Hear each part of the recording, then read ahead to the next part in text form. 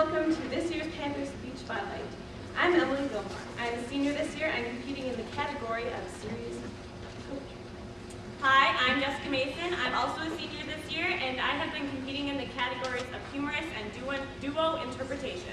We hope you have heard some amazing performances from our teammates. We have all been working extremely hard this year. Now we are going to hear 6 more amazing performances. Our first performance tonight is junior Ben Van Moore. Ben will perform one of the 15 stories from the category of storytelling.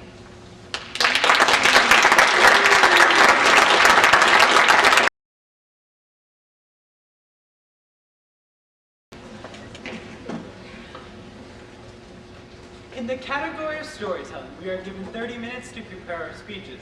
Some of us read books, while others talk to walls. Now, what would happen if that wall decided to talk back? In the Disney Channel movie Life is Rough, we are told that we should expect the unexpected. Unexpectable things happen around every corner in the story Talk, taken from the book Folk Tales from Around the World, edited by Jane Yolen.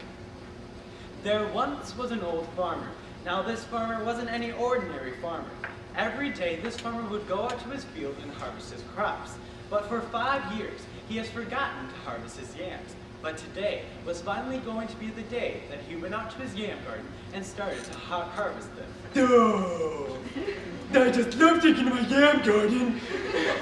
Well, I really haven't done it in a while, but geez Louise, look at this place. It's a mess.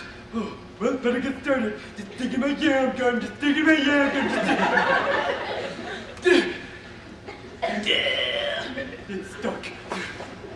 Oh, this yam is the bestest yam I've ever seen. I am going to take you to the marketplace. You are going to make me rich. Rich, Put the yam down. excuse me. You heard me, mister. I said put the yam down. Okay. Cow, did you tell me to put the yam down? Just then, the farmer's dog ran up alongside him. You actually think it was the cow? I mean, of course it was the yam. I mean, come on. I'm a pet dog to an idiot. Dog? Are you Did you just call me an idiot? Of course I just called you an idiot. Well, that's not very nice. The farmer went over to a tree to grab a branch so he could whip his dog. But right as he took the branch off the tree, something unexpected happened. Oh my goodness! You did not just break off a branch. That is definitely not breaking an nail, mister. Oh, I'm sorry. You betcha you're sorry. Now put that branch down. Okay. Hi. Whoa, don't do that. That scares me. Scared you, you're a talking branch. Well, of course I'm a talking branch. If I wasn't a talking branch, do you actually think I would be talking? I don't think so. Well, what do you want with me? What I want is, well, considering you took me off my life support, I want you to set me down very softly. Off your life support? Well, that's not very nice of me. No, not at all. So put me down really softly. Oh, okay. How about on this rock? Oh, perfect. Yes, this is the perfect place to die. Thank you. Suit yourself. Now I am a rock with a branch on top of me. Whoa! The farmer ran for his life. Whoa! Like that. He ran until he came to a weaver. Hi. May I help you? Well, okay, you gotta listen to my story. Okay, but good back, you're sweating on my rag. Okay, well, I was digging my yam garden. My yam spoke to me. I thought it was the cow, but then my dog said it wasn't the cow, it was the yam. So I walked over to the tree to grab a branch to whip my dog, but the tree said, put that branch down. The branch said, put me down soft, so I put the branch down on a rock, and the rock said, get that branch off of me, and that's when I ran into you. Oh! Well, you are a crazy man, aren't you? It's true. I mean, it's really true.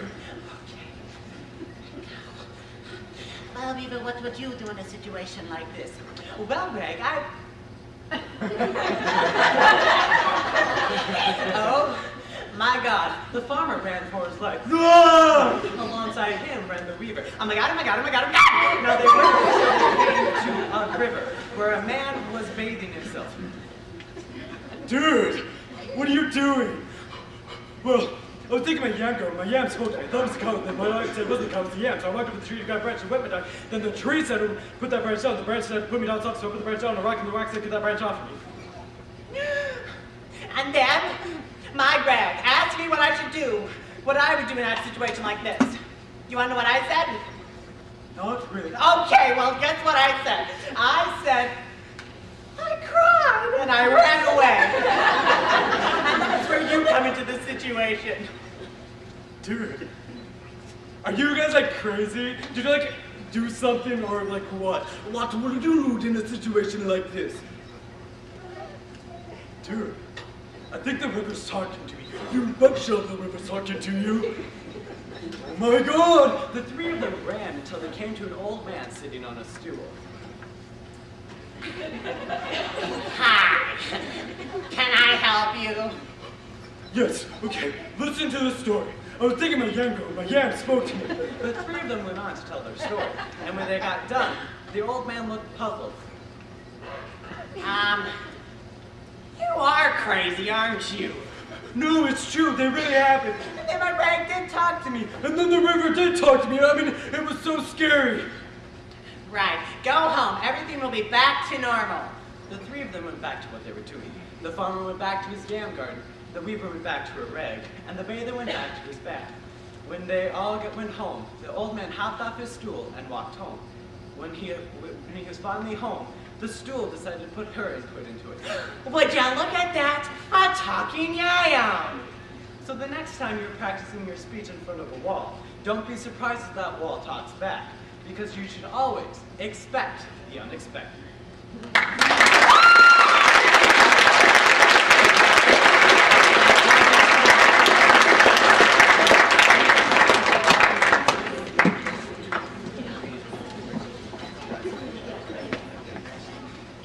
Today, I decided I would give you a little piece of a humorous piece that I'm testing out. I usually do a serious stuff, but I'm going to try this. Yam! It's a yam! Yam down. It's a yam! Ah, it's a yam! Great job, Ben.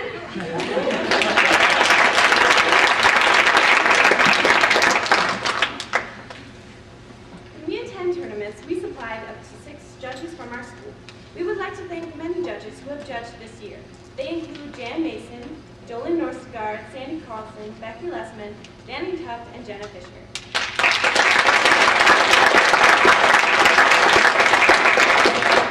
We are always looking for more judges. If you're interested in judging,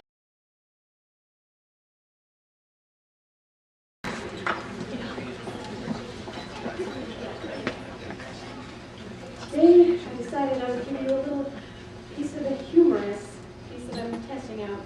I usually do a serious stuff, but I'm going to try this. Yam! It's a yam! Yam down. It's a yam! Ah, it's a yam! Great job, Ben.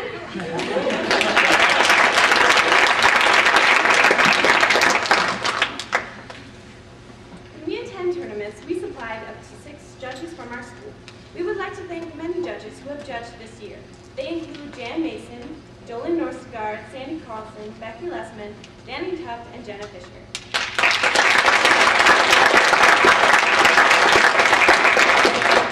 We are always looking for more judges. If you're interested in judging, please talk to one of our coaches. Moving on to our next performer, we have junior Brittany Michael, who has been competing in the categories of storytelling and original oratory. She will now perform her original oratory entitled Sprays vs. Grays, The Showdown.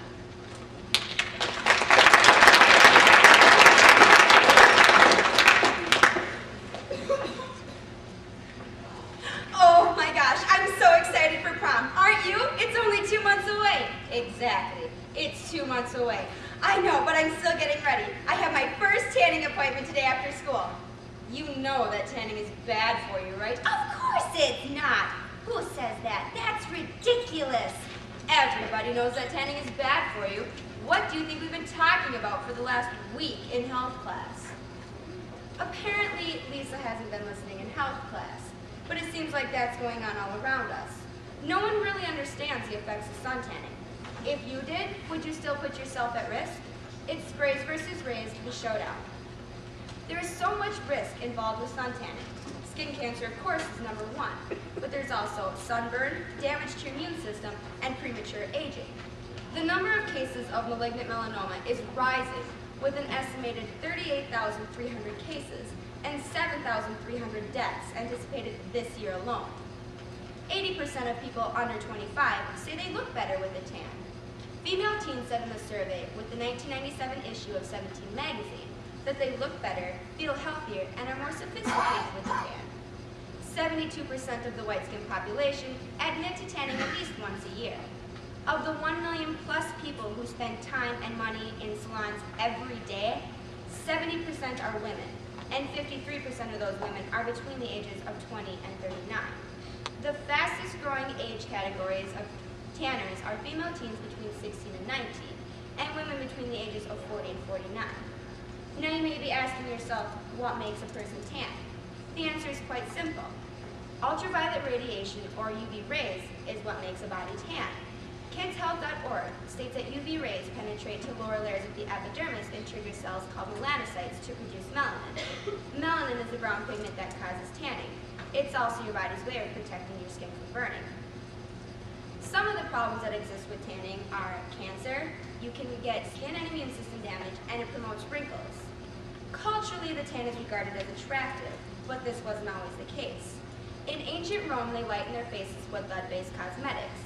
During Shakespeare's time, untanned people were signified with a higher social status. The 18th and 19th centuries showed that untanned people were signified with a higher status, while tan people were associated with manual labor. In 18th century France, the royal court emphasized this idea by powdering their skin to be as white as possible. In the 1960s, this point was reversed, and bronze skin among whites signified social status, health, and wealth. We can thank the following person for this unique idea. In 1920, Paris fashion designer Coco Chanel returned from vacation with an accidental tan, and it became all the rage.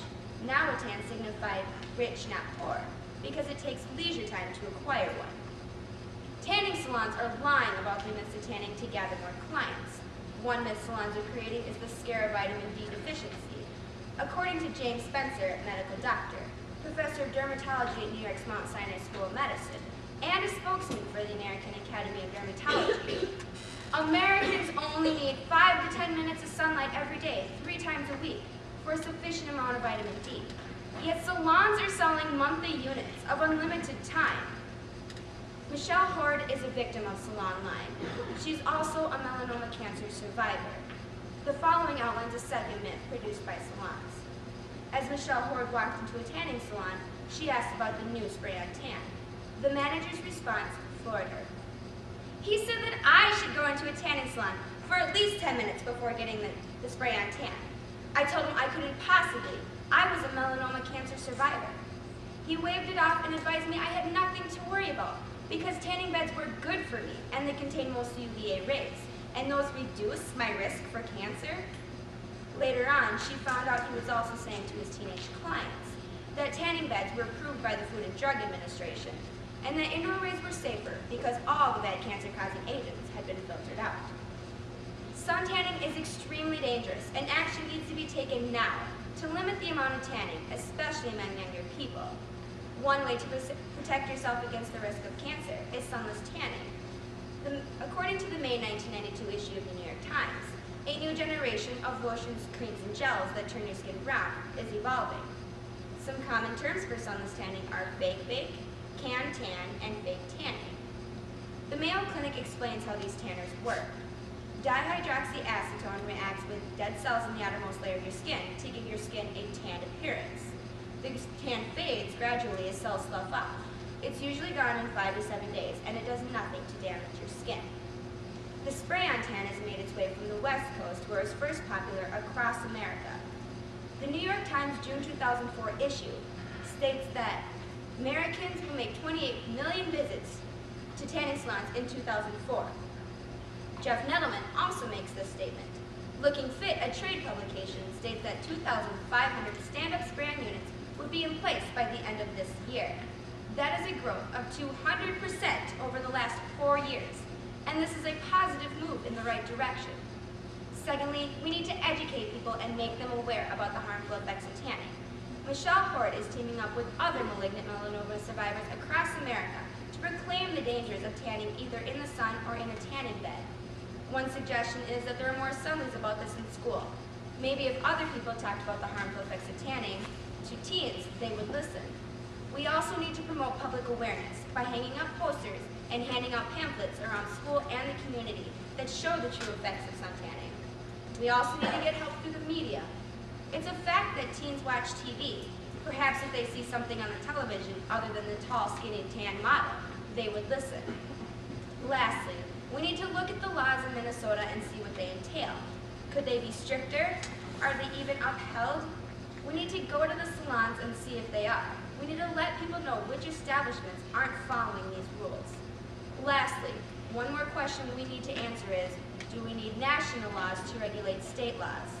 If we can get the rules nailed down, perhaps the amount of teen sun tanning would decrease. If we were to revisit the scenario between Lisa and Andrea, after promotion of sunless tanning, public awareness, and stricter regulations, the conversation could be different. You're right, tanning is bad for you. I can't believe there's so many harmful effects with it. Yes, but now you know the true dangers of it. So next time, don't go to a tanning bed. I promise I won't, but we need to get the word out. We need to let people know that in a race between sprays versus rays, you always need to go with the sprays.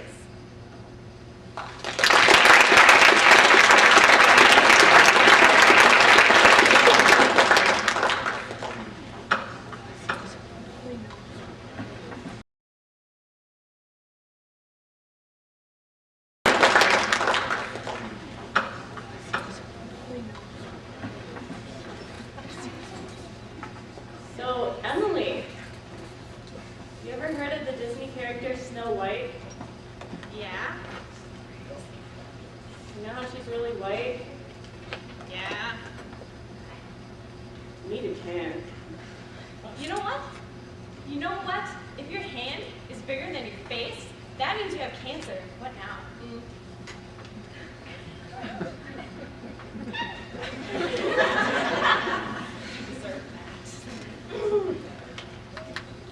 Good job, Brittany.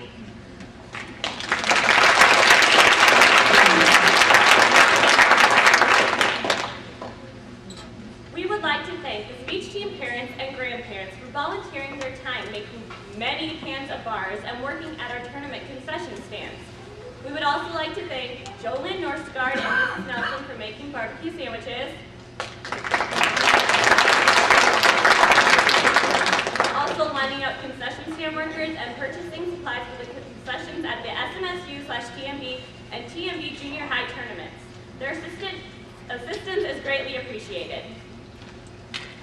Our next performer is junior Jordan Christensen. Jordan has been competing in the categories of informative and serious prose. He will now perform his serious prose entitled Joey Pigza Swallowed the Key.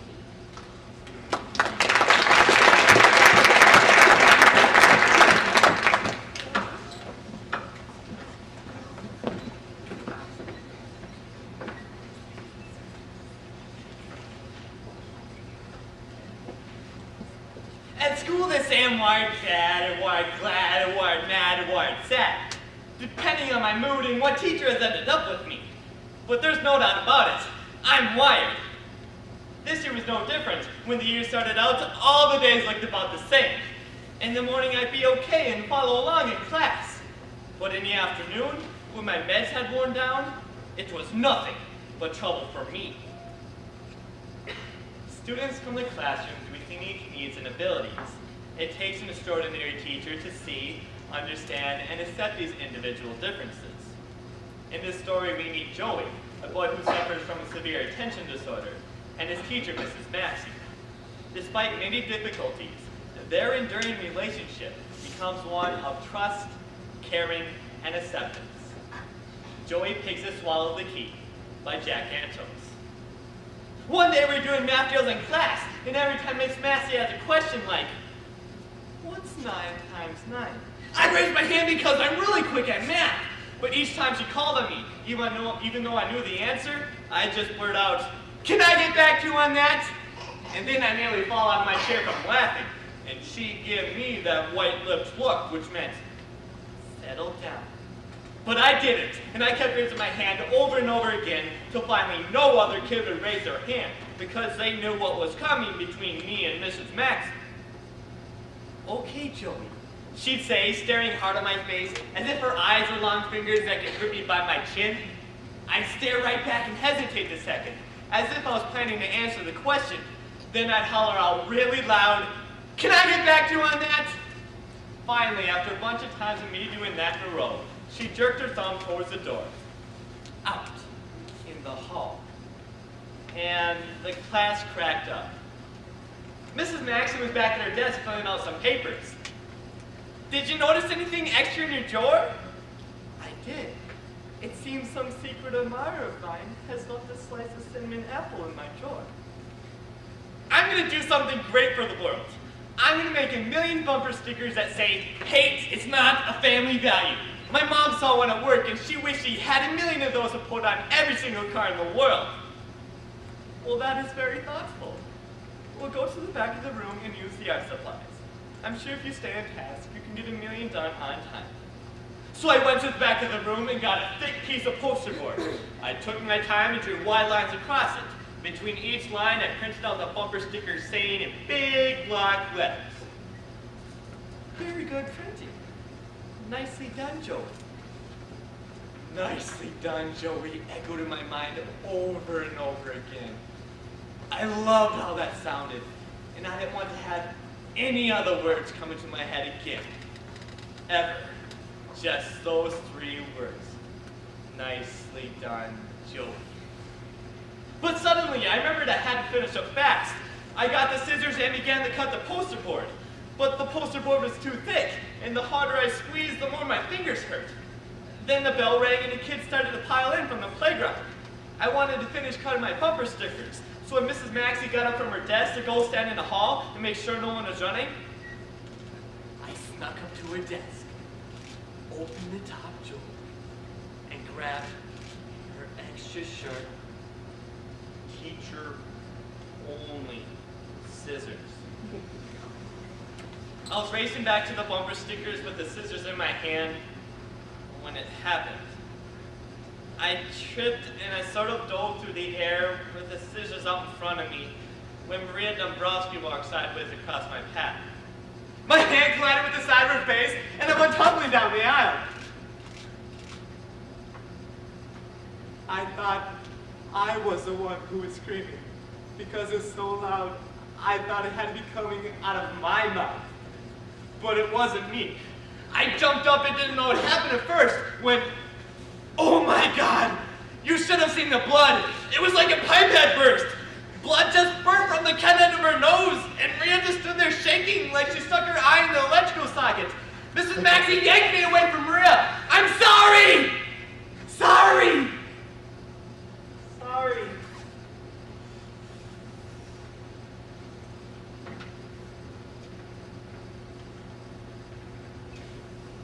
We were sitting in the principal's office.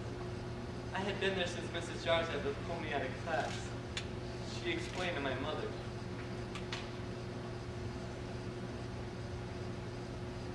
Joey has a history of being harmful to himself and others. What alarms me is the number of accidents that Joey is responsible for. And last time I warned you that if we didn't have the resources here to help him, we would have to consider intensive counseling at the special ed center downtown. In the morning, I was sitting on my porch when Mrs. Maxey pulled up in her car and waved to me. When she got out, she was carrying a brown paper bag in her purse.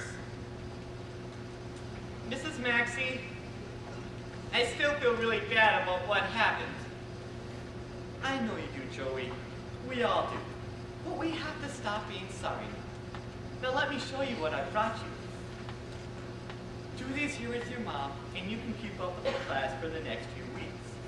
I'm sure if you stay on task, that when they send you back, you won't be too far behind, okay? Mrs. Maxey, I'm sorry. I know you are, Joey. We all are. But we have to stop being sorry now. It's time to shift gears and make certain it won't happen again, okay? Miss Maxey, I'm sorry. And then I held out my arms for a hug, and she gave me one. And it was really good. And when I let go of her, I said, I'm shifting gears and making certain it won't happen again. Good. Very good. Then she reached into her teacher bag and pulled out a strip of sticky gold stars. She peeled one off and pressed it to my forehead. This is for shifting gears. I carefully touched the star. 5 gold points, 1 for each subject. I was really happy that first day back because the special ed bus didn't stop at my front door anymore. I walked to school, went through the front doors, and walked down to the office. And pretty soon, I was standing at the microphone with my hand over my heart, saying, I pledge allegiance to the flag. And when I finished, I added really loudly, my name is Joey Pigza, and I'm back.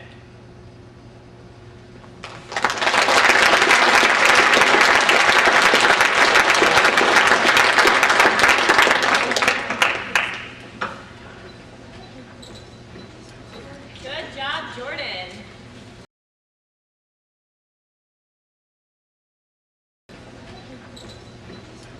Good job, Jordan.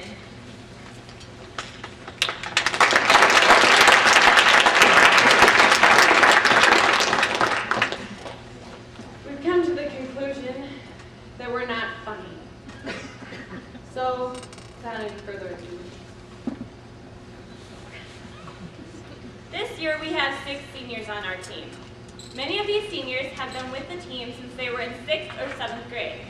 This year's seniors are, stand up please, or raise your hand or something, Celia Brockway,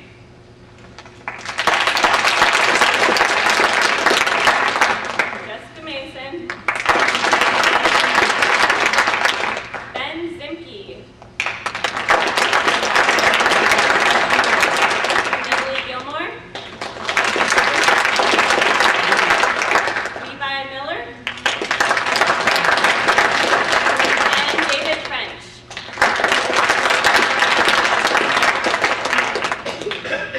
next, senior Celia Brockway. And Pat Van Neppel.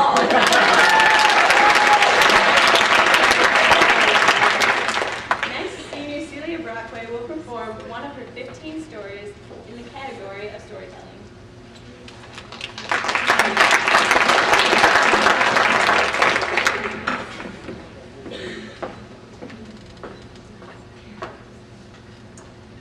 It has been said that the only problem with being normal is that it could get worse.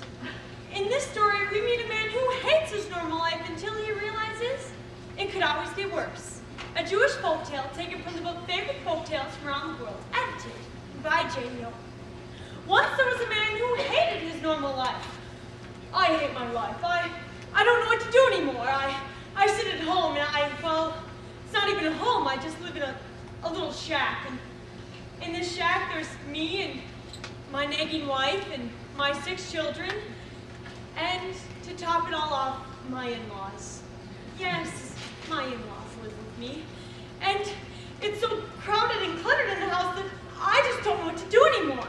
However, one day the man came up with an idea and he decided to go and visit the rabbi who lived nearby. Yeah, what do you want? Hi, Rabbi. I have a bit of a problem and I was hoping you could help me. Ah, great, a problem. Every single time they come to me, I have a problem. Can you help me? I really need help right now. You think I don't have problems? Well, I didn't say that, Rabbi. Well, fine then. What's your problem? Well, you see, I live in a really small house with my wife and my 6 kids and my in-laws, and I was just wondering if you know of a way to fix that, maybe. Well, do you have any animals? You live on a farm, right?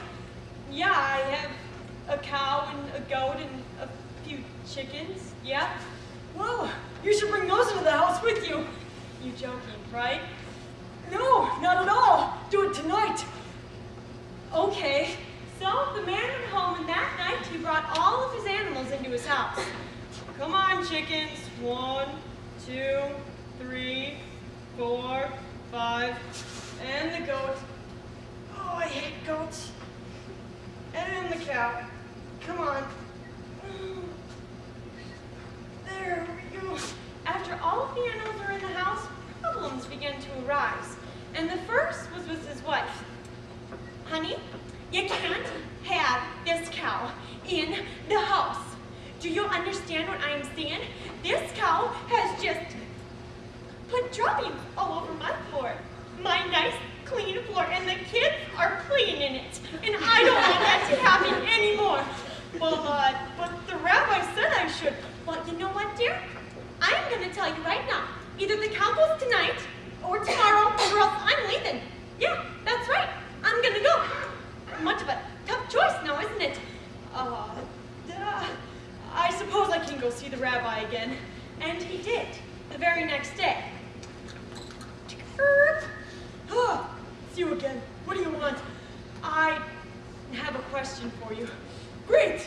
Every time they come to me, I have a question. Can you help me? I have a problem. Well, what do you want this time? My wife said that the cow goes or she goes, and I really don't know what to do. Well, why don't you just take the cow out of the house? Really? Yeah, it's that simple. But you told me to put the cow in the house, didn't you? I did, and now I'm telling you to take it out. Are you going to listen to me or not? Do you want me to help you with the problems?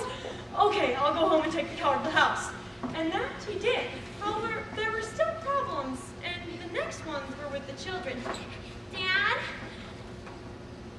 the goat started to eat on my toys. And I don't know what to do about it. And there's stuff on my floor, and he came into my room last night. Well, you didn't do anything with the stuff, did you? It doesn't taste very good. It was really, really, really bad. I don't think I'm going to try it again. Okay. You know what, honey? I think you need to get rid of the goat, too. Once again, it's either the goat goes or the kids are going to go. I wouldn't mind the kids going, but if the kids go, I guess I have to go, too. Okay, I'll go see the rabbi once more. And that he did. A third time! You coming back to me for a third time? I thought I helped you enough. We're still having a bit of a problem with the house. Is it the goat this time or the chickens? It's the goat. He started to eat all of the kids' toys, and the kids started to eat things of his, too. Well then, take the goat out of the house. Okay, that simple again. Yeah, take the goat out of the house. Not that hard to understand. And after he got home, that's exactly what he did. He took the goat out of the house, but the chickens were still left. And this time, it was his teenage daughter that began to complain. Dad, I understand that the rabbi told you to do something, but I have a bubble. We all have our bubble. And the chickens are in my bubble. And they need to get out of my bubble. Because I don't go into your bubble, I don't go into their bubble, but they are in mine. And I can't take it anymore. Dear, I think she's going to have a nervous breakdown. You know what?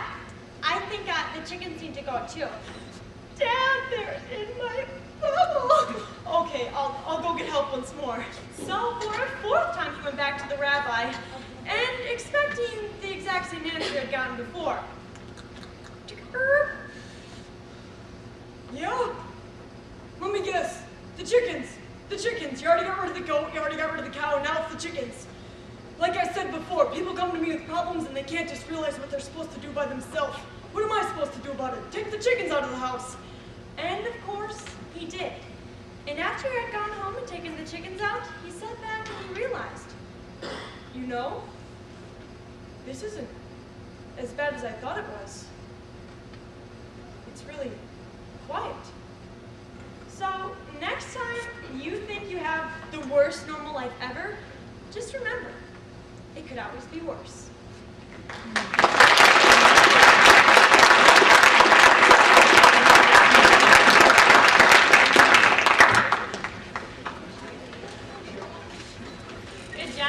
Amelia.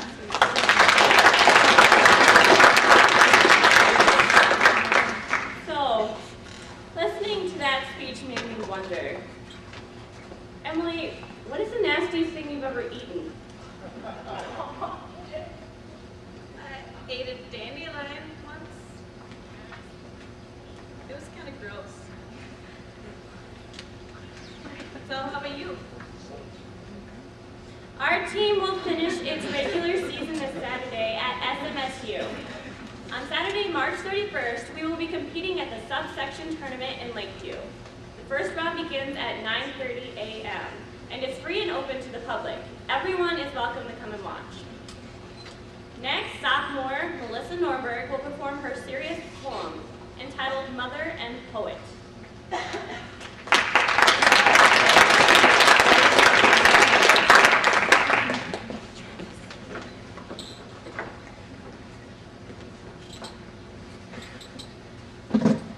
Dead. One of them shot by the sea in the east. And one of them shot in the west by the sea. Both my boys. When you sit at the feast and are wanting a great song for your Italy free, let none look at me. Real loss only occurs when you lose something that you love more than yourself. When she wrote Mother and Poet, Elizabeth Barrett Browning captured the feelings of true loss and unbearable grief. She writes the poem after friend and fellow poet Laura Savio painfully loses 2 sons during a civil war in Italy. A wartime no different than others, when mothers were asked to make the greatest sacrifices imaginable. Mother and Poet by Elizabeth Barrett Browning. Yet, I was a poetess only last year, and good at my art, for a woman, men said. But this woman, this who is agonized here, the Eastie and the Westie rhyme on in my head forever instead. What arts can a woman be good at? What arts is she good at? To hold on her knees both darlings, to feel all their arms round her throat, clinging and strangling her, to sew by degrees, embroider the long clothes and neat little coats, to dream and to dote, to teach them. It stings there. I made them indeed speak plain the word country. I taught them no doubt that a country's a thing that men should die for at need. I prayed it of liberties, rights, and the tyrant cast out. And when their eyes flashed, oh, their beautiful eyes, I exulted. Let them go forth at the wheels of the guns and denied not. But can you imagine the surprise when one sits quite alone, then one weeps, and then one kneels? God, how this house feels! But at first, happy news came, in gay letters moiled with my kisses, telling of their camp, life, and glory, and how they both still loved me. And soon coming home to be spoiled, in return would fan off every flag from my brow with their green laurel bough. Then there was triumph at Turner, and Connell was free, and someone came out of the cheers in the street with a face as pale as stone to say something to me. My Guido was dead and fell down at his feet while they cheered in the streets. But I bore it. My friends see. My grief looked sublime as the ransom of Italy. Only one boy remained to be lent on and on, recalling the time when we first grew immortal, while both of us strained to a height that he had gained. But the letters still came, shorter, sadder, more strong, written now but in one hand. I was not to faint. One loved me for two and would be with me ere long. And viva Italiano! He died for our saint who forbids our complaints. On which, without pause, up the telegraph line swept smoothly the next news from me. Shot. Tell his mother. His mother. Their mother. Not my mother. No voice says my mother again to me. O Christ of the 5 wounds, consider, I pray, how we common mothers stand desolate, whose sons not being Christ die with eyes turned away and no last words to say. Both boys dead. But that's out of nature. We all have been patriots, yet each house must always keep one. 'Twere imbecile, hewing out roads to a walk. And when Italy's made, for what end is it done if we not have a son? When Gaeta's taken, what then? When the fair, wicked queen sits no more at her sport of the fireballs of death, crashing souls out of men. When the guns of Cavilli with final retort have cut this game short. When Paris and Rome keep their new jubilee. When your flag takes all heaven for its white, green, and red. When you have your country from mountain to sea. When King Victor has Italy's crown on his head and my boys are dead.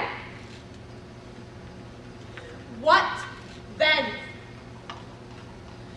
Do not mock me. Ring your bells low and burn your lights faintly, but my country is there, above the star prickled by the last peak of snow. My Italy is there, with my braves and pay, to disfranchise despair.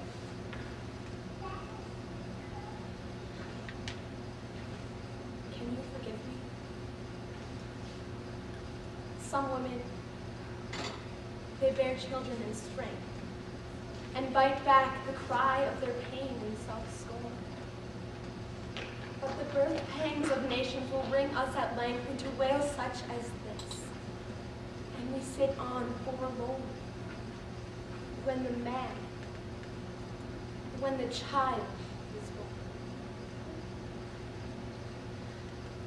Dead. One of them shot by the sea in the east, and one of them shot in the west by the sea. Dead. Both my boys. When you sit at the feast and are wanting a great song for your Italy queen, let none look at me.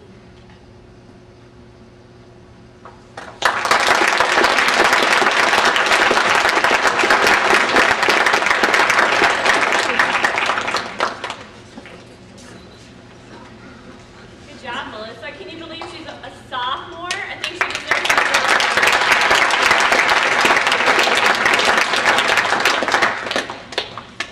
For our last performer, we would like to thank our coaches, Mrs. Purrington, Mrs. Christensen, and Mr. Purrington. Please stand up.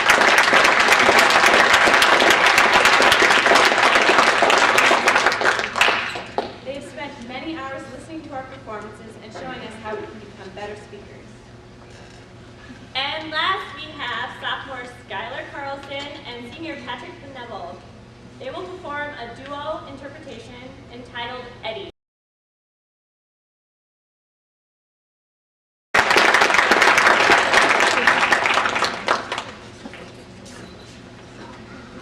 Good job, Melissa. Can you believe she's a sophomore? I think she deserves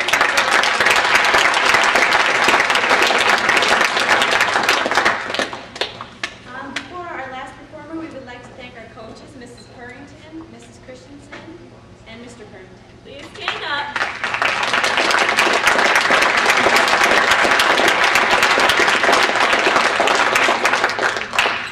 They have spent many hours listening to our performances and showing us how we can become better speakers. And last, we have sophomore Skylar Carlson and senior Patrick Benevold. They will perform a duo interpretation entitled Eddie.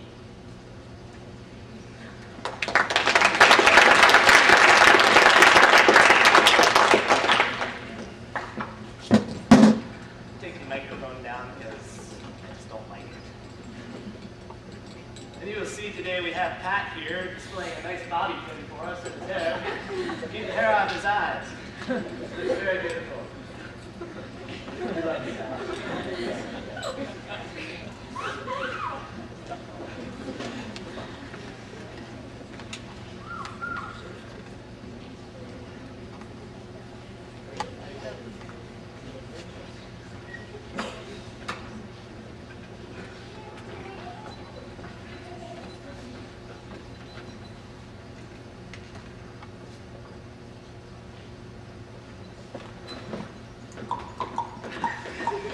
Whoa! Oh! Stupid horse! Oh! Oh, Oedipus! Crayon, my trusted aid. Tiresias, noble seer. That's the turn. I am afraid of its goodness for which you wait. You wait in vain. I see nothing but gloom and doom. Crayon, is that true? Well, maybe we should hold off telling you everything until we've gathered all of our information. No, I cannot wait. Besides, the latest polls show that my popularity is plummeting. Well, yes, but... There's no time for buts. I demand to know what you have learned. Well, first we visited the oracles of Delphi to see what they could tell us. We learned that King Laos was killed by his own son, and that his son grew up to be about your height, your weight, and he looked a lot like you. What a coincidence. Anton Chekhov once said, a man and a woman marry because both of them don't know what to do with themselves. And Abraham Lincoln once said that marriage is neither hell nor heaven, but simply purgatory. And when a man marries his mother... Well, we couldn't exactly come up with a quote for that one. At least not one we could repeat in front of this audience. Eddie. By Rich Orloff. You're not suggesting I'd never kill a king. It's inappropriate. Well, if the sandal fits. But Tiresias, you prophesied that Laos would be killed by his own son. I've never even met the man. I don't know quite how to tell you this, but Polybus and Mera weren't your real parents. You're an orphan, Oedipus. Wow. That's a lot to deal with. The public will be furious unless you can prove your innocence. You really think they'll be angry? Is the earth flat? Okay. So I must be Laos' son. And I've killed my own father in a rage. I did a very bad thing. Now can we just forget about it? But, wait. One thing isn't quite clear. Here comes the messy part. If I'm Laos' son, and Laos was married to Jocasta, who is now my wife, that means that Laos wasn't her previous wife. No. Do you ever fool around on the side? Never. Sperm donor? Not a chance. Are you trying to tell me that my wife is also my... Bullseye! Oh my gods, I've married my mother. No wonder she always knows what I want for breakfast. Oh my gods, I murdered my father and married my mother. Look at it this way. At least you didn't murder your mother and marry your father. Then you'd be in real trouble. Does my beloved wife know Not yet. Oh, how am I going to break this news to her? Her face is too lovely for tears. Her soul too pure for grief. Oh, Eddie. In here, she now comes. Jocasta, I must tell you something awful. Something more terrible than the worst news you could imagine. You didn't like my brisket last night? That's not it. Oh, phew. I thought I used too many bay leaves. Wait, it's my toga, isn't it? You think a woman my age... Your toga's fine. Oh. Are we having troubles I'm unaware of in the horizontal department? No, everything's fine in the...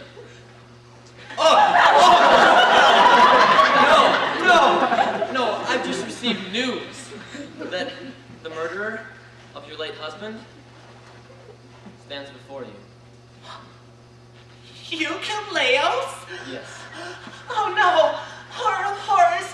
I suddenly feel like plucking... Don't pluck your eyes out. No, silly. I feel like plucking a chicken. I'm so stressed. How are we going to put a spin on this so the public doesn't hate you? Don't you hate me? No. But I killed your first husband. How can I hate you for something I thought of doing every day of our marriage? I thought you loved him. What's to love? The man had bad breath, he snored, and when I think of the things he made me do, oh. I didn't know. So you see, my darling, it's not bad at all. But I haven't told you all of it. And the news that remains is so horrendous, my lips can barely form the shapes to say the misbegotten words. Jocasta, you remember the prophecy of Tiresias, that Leos would be killed by his own son? Well, Jocasta, I cannot tell you. The shame is too deep. Why? Because there's reason to believe that by some ferocious folly of the fates, you married your own son. So? Did you hear me? I'm your son. So tell me something that I don't know. You know I'm your son? Hun, ever since you first walked into town, I saw that face, those eyes, that smile, that... Oh, wait a second, you have a little schmutz on your forehead. Stop that. How could you know that I was your son and not tell me? I didn't think it was that significant. You married me. Oh, please, you asked. I would have been fine just dating. You were the one in such a hurry. Marry me, Jocasta, and I'll be the happiest man on earth. What mother could refuse such an offer? But I killed Dad. So, he never liked you anyway. This is the most devastating day of my life. Don't you think we have some issues to discuss? Like what? Like the fact that we can no longer remain as husband and wife? Why not? Because you're my mother! You act like that's a negative. Men do not marry their mothers. Must you make everything so complex, Oedipus? Mom? I want a divorce. I never thought I'd hear such words from my own son's mouth. Oh, listen, darling. Don't split up something wonderful. Give me crayon and Tiresias. Yes, my lord. That was fast. I've been making some initial inquiries into the public. What have you learned? They're confused. 85% agree with the statement that if two people love each other, nothing else in marriage matters. But 54% also agree that those who commit incest should be boiled alive in non-virgin olive oil. Of course. If I didn't know she was my mother, does it still fit the technical, legal definition of incest? Oedipus, get real. And give up politics? Never. Maybe you should start a wall. That's always a good distraction. I'm not going to start a war to boost my approval rating. As far as I'm concerned, there's only one thing I can do to show remorse for my sins. You don't hear. I must pluck out my eyes. You fool. Stand back, or I'll punish you for trying to stop What are me. you going to do? Make me deaf? I hereby declare myself guilty of wretchedness and sin. From this hour forth, I go in darkness. Or maybe I'll just cut off the offending organ which caused such a sinful deed. That's it. I'll keep my sight but lose my Jew. Eddie, no! I hereby declare myself guilty of wretchedness and sin. No!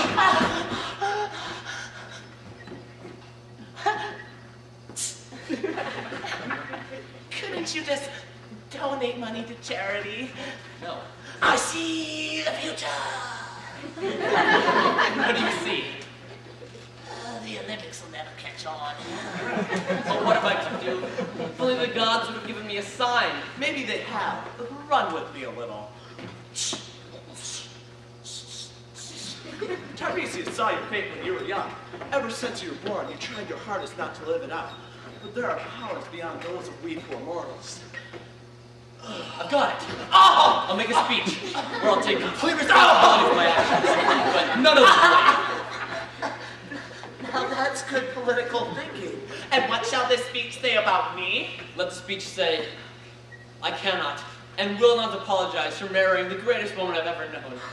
I love you, Jocasta, and true love is as weak as Mom, the flag, and spinach pie. Oh, Eddie, darling. Jocasta, my love. My sweetie. My dearest. My hero.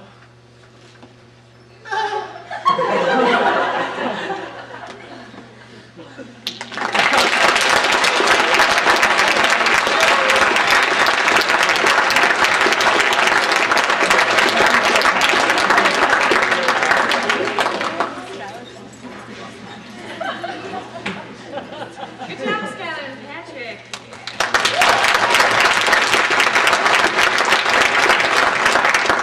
We would like to thank our parents, grandparents, relatives, friends, teachers, and the community for all their love and support.